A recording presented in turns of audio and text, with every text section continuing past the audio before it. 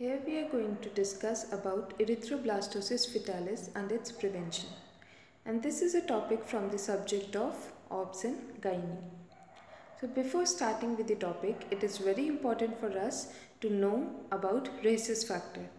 In the previous sessions also we have discussed about the ABO blood grouping system and the RH blood grouping system. So the RH blood grouping system or the Rhesus factor is the one that gives the blood group its characteristic type, that is either the blood group is positive or negative. And when we look into the aspect of compatibility, then also we know that only the positive blood group is compatible with positive and the negative blood group is compatible with negative. And if in case both of these type of blood get mixed, for example, if the negative blood group gets mixed with the positive one, then this may lead to the production of antibodies, and this is known as RH incompatibility. So on this basis only, Erythroblastosis Fatalis, this topic can be understood. So when we are talking about the state of pregnancy, so what will happen if the mother is having negative blood group but the fetus is having positive blood group? Or what if during the intrauterine life the blood of both of them gets mixed? So this RH incompatibility will lead to an immune response in the mother that is known as RH sensitization.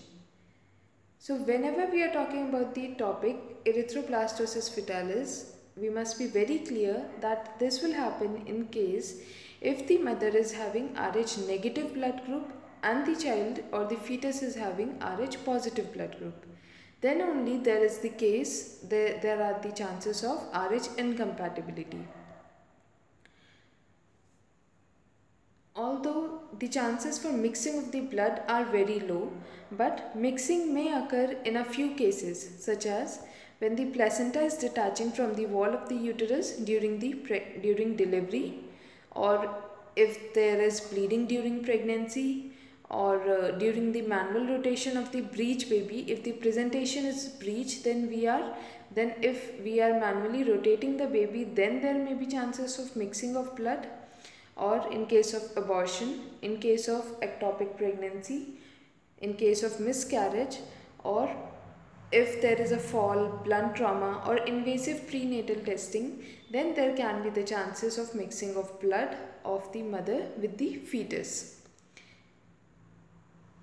The other prenatal tests such as amniocentesis or chorionic villus sampling may also lead to the mixing of the blood.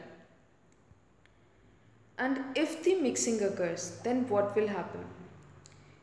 So in this case, we have to remember that the blood group of the mother is negative and the blood group of the fetus is positive.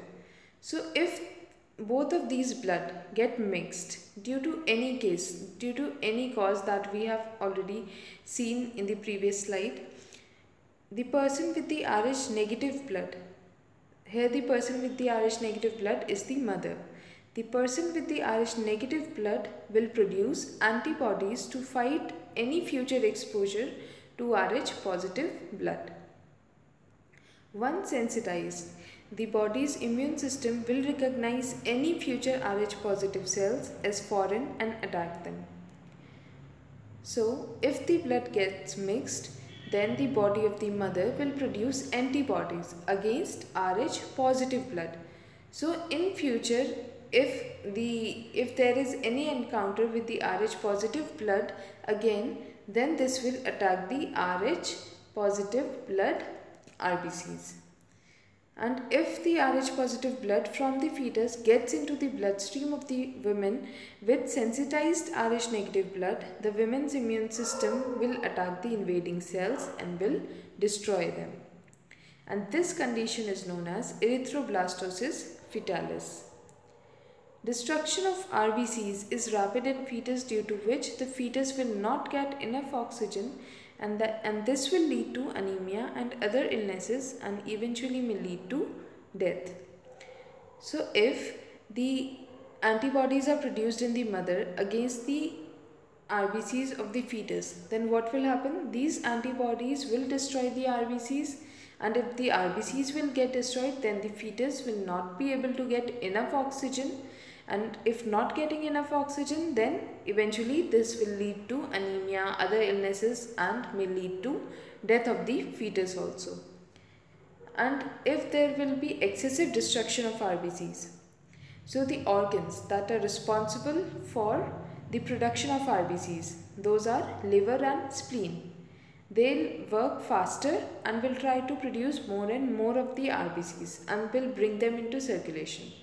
And as they have to fulfill the demand, so they will bring immature RBCs in the circulation due to the rapid production. And this condition will lead to excessive workload on the two organs, those are liver and spleen. And whenever if any organ of the body is performing excessively more than its capacity, then it leads to the enlargement of the organ. And enlargement is termed as megaly. So this will lead to hepatomegaly and splenomegaly. So the immature RBCs will also break down faster because they are not strong enough to complete their whole lifespan, which is of 120 days. So they will break down faster, leading to more and more production of bilirubin. And this condition is known as neonatal jaundice. Excessive bilirubin in the blood is known as jaundice. So this will lead to neonatal jaundice. So the complications due to this condition, due to this RH incompatibility, the complications can be hepatomegaly, splenomegaly, jaundice, and mild to severe anemia.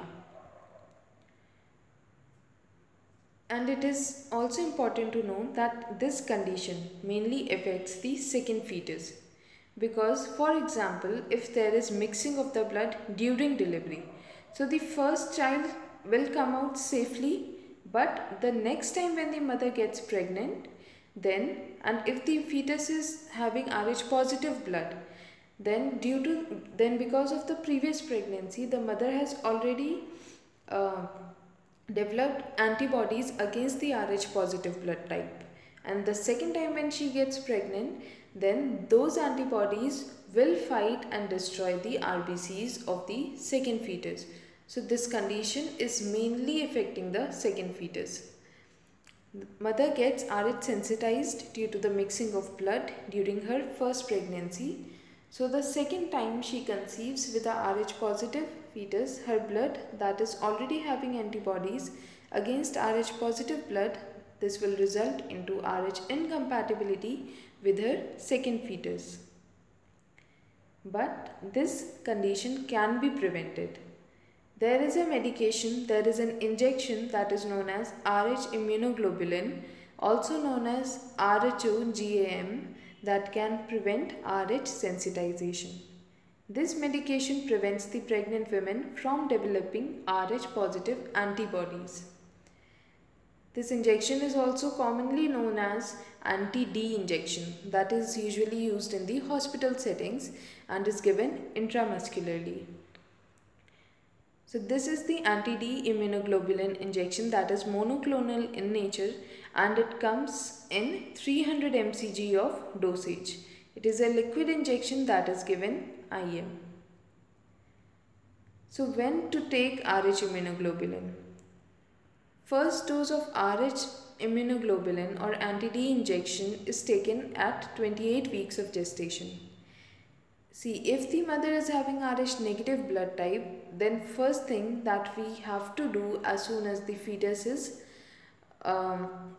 viable, we have to take the blood sample of the fetus and check what is the blood group. If the blood group is negative and the mother's blood group is also negative, then there is nothing to worry.